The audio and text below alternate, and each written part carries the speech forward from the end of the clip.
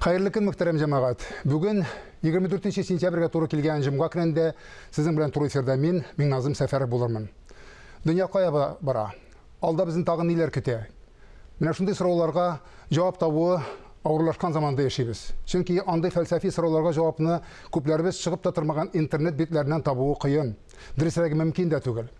Анда һәркемнең үз 90-90. Мондый сорауларга җавапны элек-электән каләмияләре, милләтнең киләчәген кайгыртып яшәгән зыялыларыбыз биргән. Бүген дә без студиягә шундый затларыбызның берсен чакырдык. Зиннур Хөснияр, Зиннур Зияддин улы Хөснетдинов 1961 елның 18 июлендә Татарстан Республикасының Биектау районы Бикнарат авылында туа. 1978 елда Улы Битаман авылы урта мәктәбен тәмамлаганнан соң Зиннур Казан педагогия институтының тарих-филология факультетына укырга керә. 4-нче курста укыганда Ялкын журналы редакциясында бүлек мөхәррире булып эшли башлый. Армияда хезмәт итеп кайткач, 1989 елның октябрена кадәр Татарстан радиосында әдәби-драматик тапшырулар редакциясе мөхәррире, аннары берникадәр вакыт Татарстан китап нәшриятында редактор булып эшли. Татар балалары өчен төсле бизәүле Салават күпере исемле журналына нигез сала һәм журналның баш мөхәррире итеп тәгаенләнә. Тахир Зөһрә, Жүләр Чак, Яучы, Әбүгалисина газеталары һәм Сәхнә исемле театр һәм эстрада журналын чыгара. 20дән артык китап авторы. Шәйхи Маннур, Фатих Хөсни исемендәге әдәби премиялар, Муса Җәлил исемендәге Республика яшьләр премиясе, әдәбият өлкәсендәге уңышлары өчен Аяз Исхакый исемендәге әдәби премия лауреаты. Зиннур Хөснияр Татарстан Республикасының атказанган сәнгать эшлеклесе. Тормыш иптәше Нурия белән Зилә һәм Булат исемле балалар тәрбияләгәннәр. Hayırlı gün Зиннур әфәнде. Hayırlı gün Tatar ile hayırlı saatler bulsun Tataristan. İsemmisiz?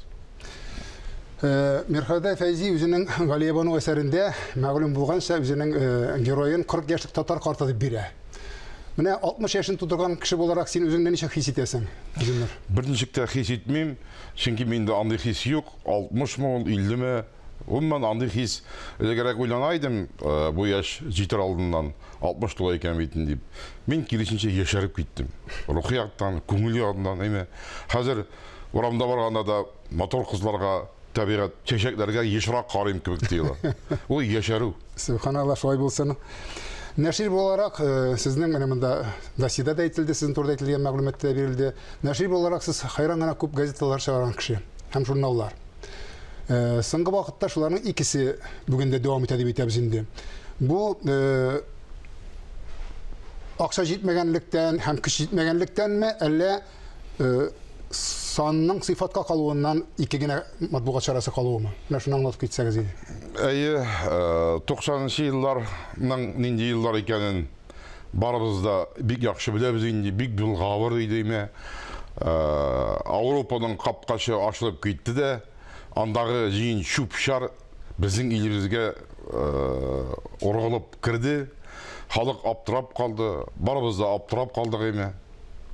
Шул вакытта тип мәсьәлә әхлак мәсьәләсе килеп басты. Минем үзем балаларым әле яшь кичкенә иде. Үзәк телевизион каналларында нинди генә кинолар юк иде име. Үтереш, сугыш, анда порнография һәм башкалар, Спид-инфо дигән газеталар чыга башлады име. Хәтта бер шул вакытта Мөхәммәд ага Мәгъди белән сөйләшүем, аралашкан вакытта сөйләшүем хәтердә язуның кызыгы калмады. Ниндир яктылык күрмим ди, име шул итеп әрнеп әйткән иде ул. Менә шул елларда мин уйлап йөрдем дә туктады. Бу булай булырга тиеш түгел бит. Һәр газетны укып ачып карыйсың, анда кемнедер үтергәннәр, кемнедер кишләгәннәр, талаганнар, булай әйткәннәр, тигеләй әйткәннәр. Әле кичә генә Советлар Союзы заманында барысы да әйбәт иде. Яктылык бар иде, моторлык бар иде. Һәм берничә көн эчендә, берничә ел эчендә кара пәрдә белән дөнья капланып алган кебек булды. Мәйтәм, буларга тиеш түгел. Моторлык дигән әйбер, мәхәббәт бар бит ул. Без хәзер аны күрмибез генә. Әйме? Кешеләр арасындагы мотор мөнәсәбәт бар бит ул. Дип уйлап йөрдем дә, моторлык турында, мәхәббәт турында Тахир Зөһрә дигән газета нәшр итә башладык. Һәм мин әлбәттә көтмәгән идем бу газетаның шундый зур популяр буласын. Чөнки аңа бернинди реклама булмады, аңа акча да юк иде минем, чөнки ул шәхси басма иде. Ләкин мин максат куйдым. Бу басмада Тахир Зөһрә газетында бер генә җөмлә дә үтереш турында, талау турында 90-нчы елларның кара вазгыять турында булырга тиеш түгел. Матур кешеләр турында, әти-әнигә хөрмәт турында, мәхәббәт турында, матур мәхәббәт турында. Менә шундый газета иде ул. Мин шатлар каттым, беренчедән чыккач аның тиражы 5000-гә җитте, соңыннан тора-бара 15000-гә җитте. 8 битлек газет. Айга бер чыга. Димәк, халык тансыклаган булган андай хисләр, әйме? Сусаган булган. Сусаган булган. Моторлыкны таптап йөргәнбез. Һәм менә бүген дә шуңа тагы барып ятабыз кебек тыела. Мин Менә шул ул вакытта чыга башлаган тагын эш газетагызның чыгып калуын сез нәрсә белән атабыз? Ул вакытта яраган, хәзер ярамый дип мәллә әлегә дә баягы санның сыйфатка күчүе беләнме? юк инде. Мин бит беренче чиратта язучы. 5 газета. Бер үзем аның баш мөхәррире. Әлбәттә бик әйбәт коллективым бар, әйме.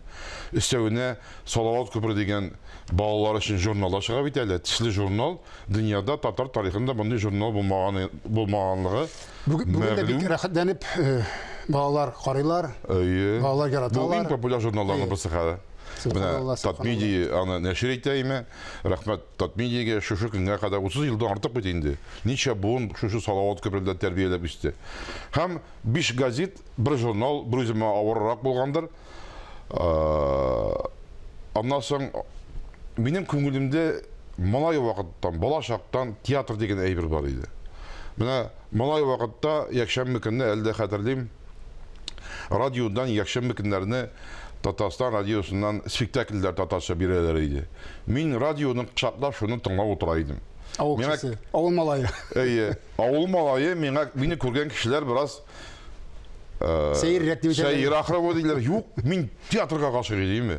Ул гүзәл мәсьәләләрне Ринат Таҗдиновлар, Наилә Гәрәевләр, мин малай вакыттан аларга гашык булып үстем.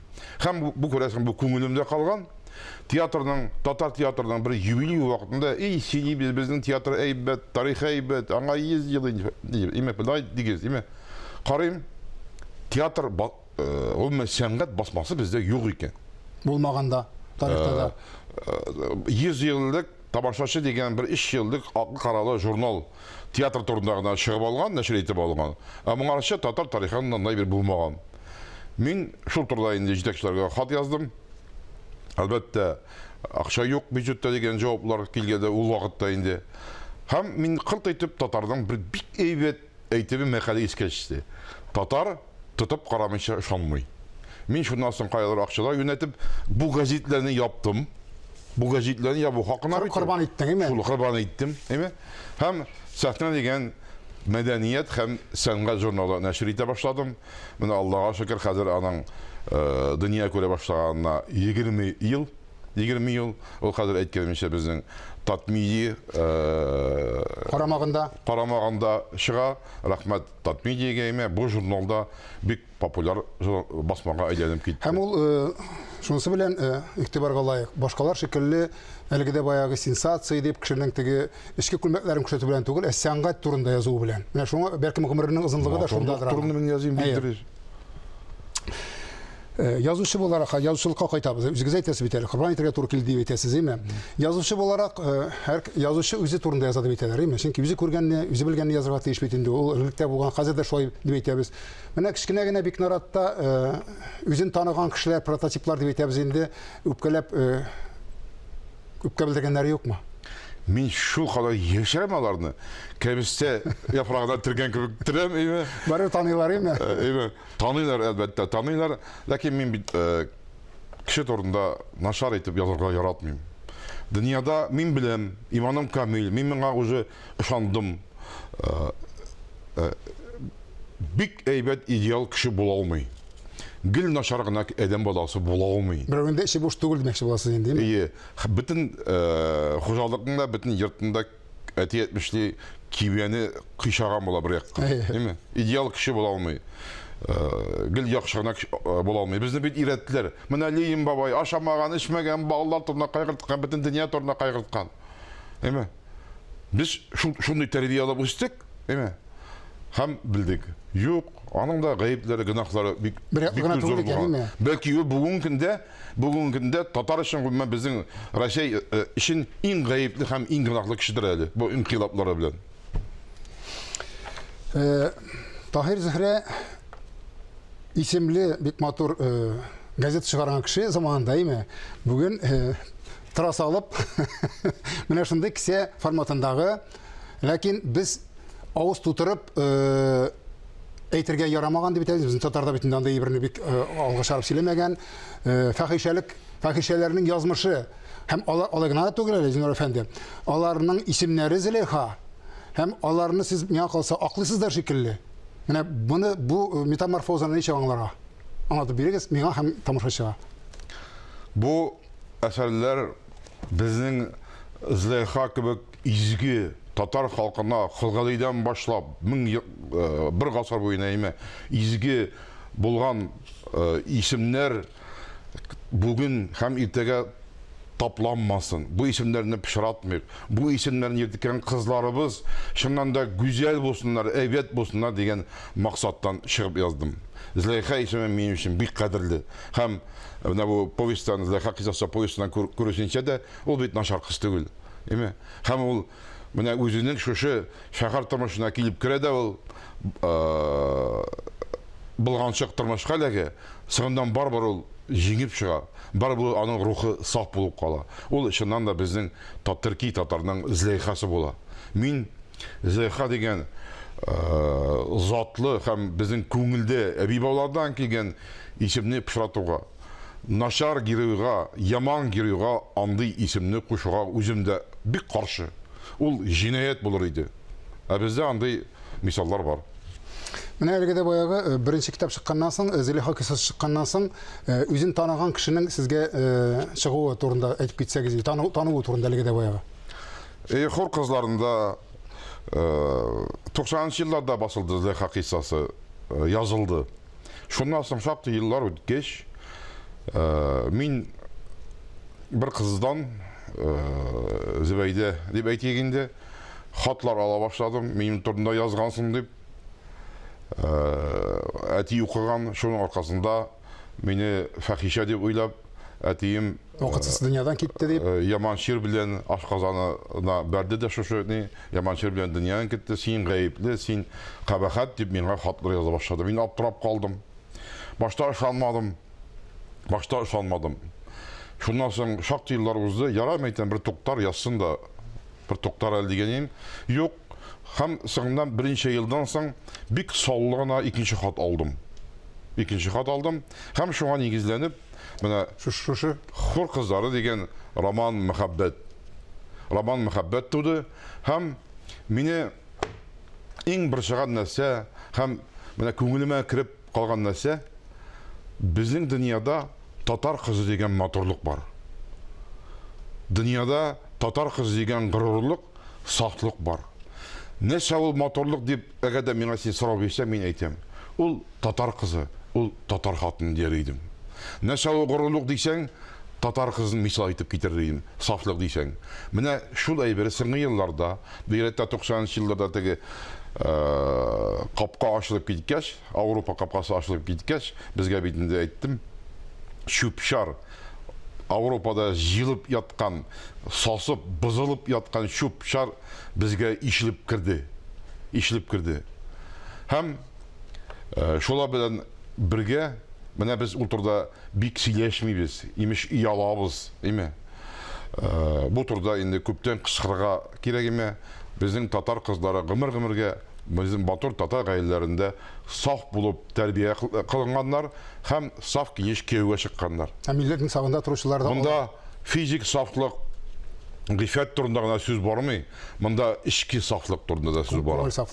Менә минем монда төп героем Зөбәйдә, ул да шулай ук җырчы булырга теләп шәһәргә килә һәм менә бай абзыйларның кармагына килеп биләгә. Һәм роман ахырында күргәнчә уларны менә җиңеп чыгарга тырыша. Хәзер бит 90-нчы елларда башланды бу. Безгә бик ныклап моңа каршы көрәшергә кирәк. Көрәшү нәрсә ул? Яшьләр белән, егетләр белән генә, кызлар белән генә түгел, егетләр белән дә җыелышып бу хакта сөйләшергә кирәк. Бәхәсләшергә кирәк. Әйме, вакыт җитте. Бу вакыт шушы темага әдәби әсәрләр язарга кирәк. Гыйффәтлек хәзер не модно диләр. Әйме? Белмим. Аннан соң тагы икенче әйтә, ул һәр кызның үзенең шәхси эше ди. Ләкин юк инде безнең гасырлар буйлы килгән гырыф гадәтләр. Үзгәрми торган Моторлык дигән әйбер бар безнең төрки халыкта бирәк тә, әйме? Аннан соң менә шушы минутларда безнең Казанда милләт җыены бара. Шушы минутларда бара ул. Без татар халкының үсеш стратегиясе дибез. Аны эшләдек тә инде әйбәт, Аллага шөкер. Ләкин минем уйлавымча, татар халкының киләчәк үсеш стратегиясенең нигезендә асаба булып, нигез булып мотор гаиләдә татар кызын тәрбия кылу ята. Әгәр дә без әйбәт, саф татар кызлары тәрбияләп үстерә алабыз икән, мин киләчәктә милләт язмышы өчен кайгырмаячакмын. Әгәр дә ул кызларга киләчәкне тапшырабыз икән, алар ут уйнатып, саф булып, урыс телле татарга кияү чыкса да, үзбәк телле үзбәккә кияү чыкса да, ул татар балалары үстерәчәк. Менә бу романда шул хакта сүз бара. Һәм бу уңайда менә мәдәният министрлыгы һәм бөтен дөнья татар конгрессы белән без районнарда, чит регионнарда дип әйтик, менә Оренбургка җыенабыз име. Кызлар белән, студент кызлар белән, яшь кызлар белән, егетләр белән шулаймы ул? Әллә булаймы ул дип күзгә күз карашып сөйләшергә исәп. Амин шулай булсын, кызганча каршы без тапшыруыбызның азагына якынлашып киләбез һәм бу чиракта без Марсель Пруст сорауларына күчәбез. Төп сыйфатыгыз үзегезнең? Хыялый, Иң зур җитешсезлегегез? шуны белмәү. Яраткан шөгылең? Яраткан шөгыль? Яраткан шөгыль йөзү. Масна шундый җавап бирә. Иң зур бәхет? Иң зур бәхет. Бәхет ул бик күп бәхет шинчәләреннән тора, бик күп бәхет кичәкчәләреннән тора. Менә эссе көнне бер стакан су эчеп куйсаң, шул иң зур бәхет була инде. Яраткан ризыгың? Хатын пешергән бөтен ризыкта бик тәмле безнең. Тормышта иң сөймәгән нәрсә? Хисетлек, урысча зависть була, әйтәм урысчасында, кара көнчелек. Тарихта яратмаган шәхесләрегез? Шагали. Тагын нинди сыйфатка ия булырга теләр идең үзең? Мин бик актив, ләкин бу активлык үземне канәгатьләндерми, тагын да активрак буласы килә. Амин шулай булсын. Алга таба да кешене сискәндерә торган, уйландыра торган әсәрләр иҗат итәргә насыйп Алла итсен. бирсә. Һәр язучы да чырыбызның әхлагын яхшырту максатына омтылып иҗат итсә дигән теләктә бүгенге сезнең белән сау булышам. Исәнлектә күрешик.